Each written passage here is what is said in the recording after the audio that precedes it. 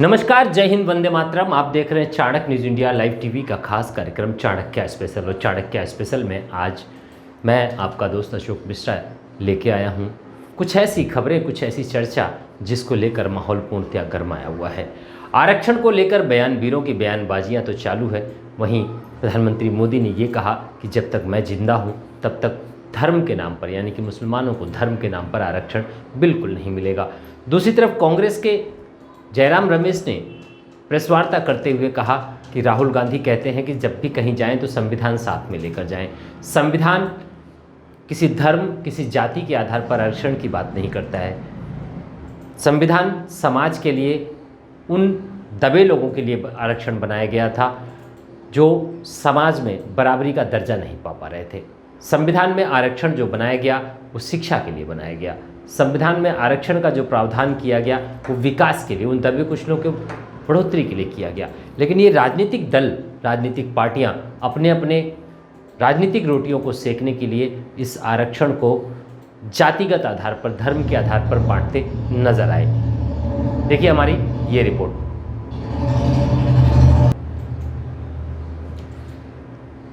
जहां एक तरफ भारतीय जनता पार्टी का साफ कहना है कि हम धर्म के नाम पर कोई आरक्षण नहीं देंगे। प्रधानमंत्री मोदी ने जनसभा को संबोधित करते हुए कहा कि जब तक नरेंद्र दामोदर दास मोदी जिंदा है तब तक धर्म के आधार पर, यानी कि किसी भी धर्म को आरक्षण धर्म के आधार पर नहीं मिलेगा। उसी का कटाक्ष करते हुए जयराम रमेश ने अपना बयान दिया। देखते हैं इन्होंने क्या कुछ कहा।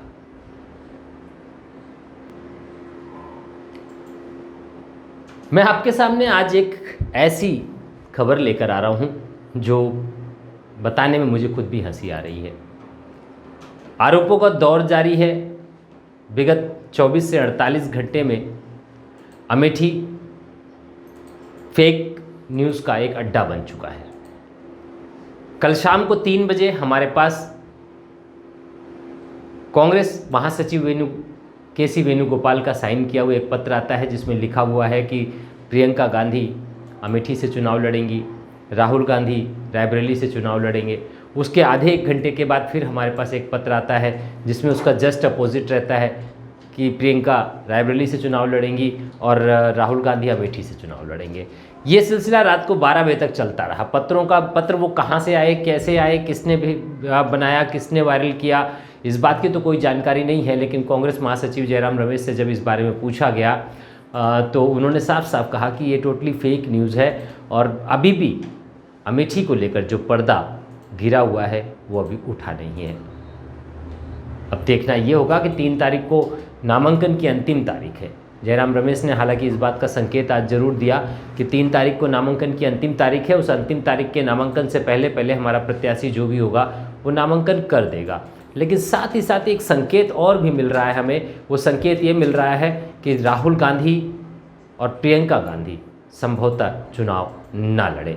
जी हाँ, सूत्रों के हवाले से हमें खबर मिल रही है कि संभवतः ये दोनों ही लोग चुनाव ना लड़े। अब सवाल ये उठता है कि गांधी परिवार अगर अमेठी रायबरेली से चुनाव नहीं लड़ेगा तो आखिर कौन लड़ेगा। इस बात का निर्णय तो चलिए अगले 24 घंटे में हम सबके सामने आ जाएगा।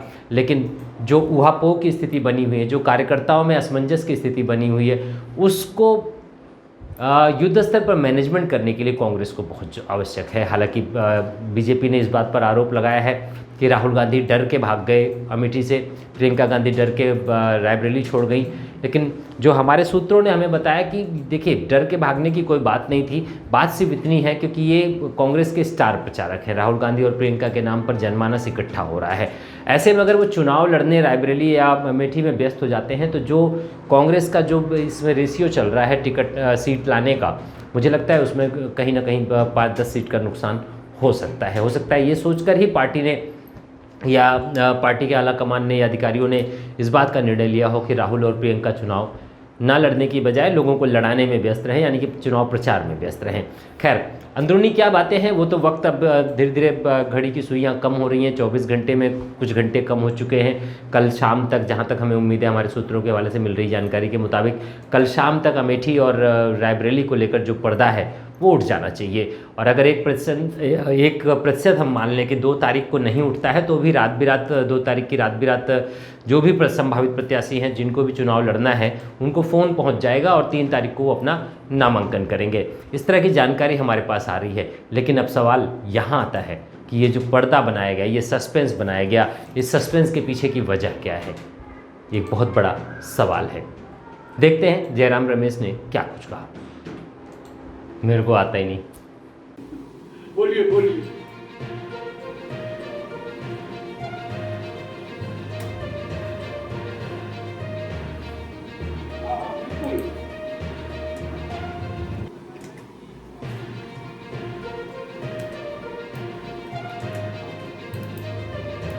सलमान खुर्शीद की भतीजी ने वोट जिहाद की बात की है। यार देखो, मैं क्या बात कर रहा हूँ और आप कहाँ फैसले लेना चाहते हो। मैंने कहा कि बीजेपी के कई उम्मीदवार जो मंत्री हैं वो चुनाव प्रचार में धार्मिक प्रतीकों का इस्तेमाल कर रहे हैं। सवाल वो, उस पर अगर आपको कुछ सवाल पूछना बताए, उसकी अपनी शिकायत इलेक्शन कमीशन को। फलाने व्यक्ति के भतीजे ने क्या कहा, भांजे ने क्या कहा, भाई ने क्या कहा, ये सब बड़ा काम नहीं।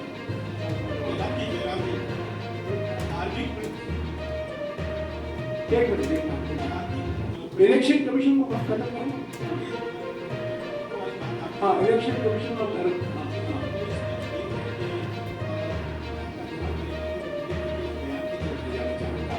जहाँ उन्होंने शिव बनाम राम की तुलना की है, उन्होंने छत्तीसगढ़ में कहा है कि राम मल्लिकार्जुन अगर है। बीजेपी को कोई आपत्ति है तो शिकायत करें, अगर उनको कोई आपत्ति है तो शिकायत करें।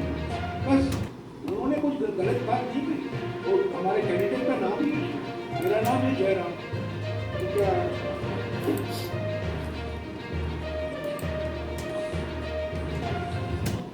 और को अगला सवाल अमेठी और रायबरेली। सर उससे पहले अमेठी और रायबरेली पर मैं कुछ कहूँगा ताकि आपके कुछ सवाल बाकी नहीं रहे।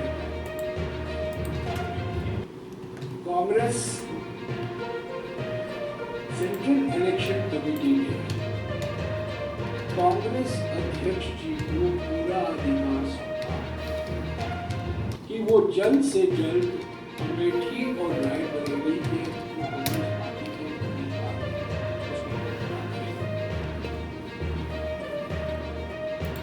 मेरा ये मानना है कि अगले 24 घंटे के अंदर कांग्रेस अध्यक्ष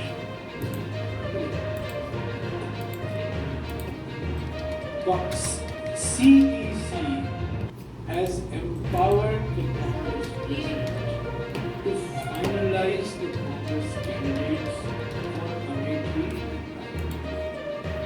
My expectation is that in the next 24 to 30 hours, Congress will finalize and a decision that has been taken by him will be announced formally. Till that is done, all information, all tickets, all so-called office orders are all fake. Let me make it absolutely clear. CEC is empowered the Congress president. The Congress president will take a decision, as I said, in the next 24 to 30 hours. And you will get an official notification. Real, authentic notification, not fake notifications that were doing the rounds yesterday. Sir Jairam sir अभी इसके बाद और भी सवाल पूछेंगे। जी sir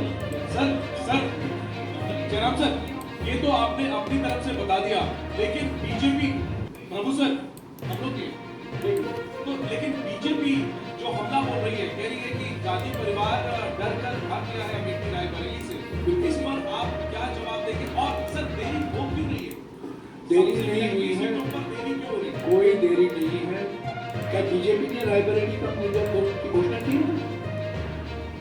बोलो, डरे कौन है बताइए? क्या उन्होंने रायबरेली का उम्मीदवार की घोषणा की है? स्मृति ईरानी है क्योंकि वो सिटिंग एमपी है। रायबरेली के कैंडिडेट कौन है बीजेपी का बताइए? डरा कोई नहीं है, कोई डरा नहीं है, समय है, बातचीत चल रही है, कांग्रेस अध्यक्ष को अधिकार सौंपा गया है, कांग्रेस अध्यक्ष बात कर रहे हैं और समय कोई देरी नहीं है, 3 तारीख तक समय है। आज 1 तारीख है, आज हम श्रमिक न्याय के बारे में चिंतित हैं और अगले 24-25 घंटे के अंदर अभी see I can answer questions like the questions that you have asked. I cannot answer questions based on your emotion. See, you are asking me emotional question. You ask me fact based question. Don't ask me. I can. You have want a factual question. I will give a factual question.